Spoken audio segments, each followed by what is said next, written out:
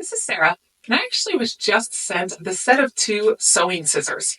This is such a neat idea because there's so many times where you have little threads that are hanging off or tags that are real close into your material on your shirts or pants. These get in nice and close. It's about 4.2 inches long. It's a nice metal, and they have nice little grips all the way on the side here to easily place your fingers, and then just a slight pinch makes them go back and forth. Now these are really sharp, and I really like how pointy they are because it allows you to get in here and get right up to the material, and then just a quick snap, and you can easily cut off any sort of thread that you might have that's in the way. And you don't have any big bulky scissors that are there either.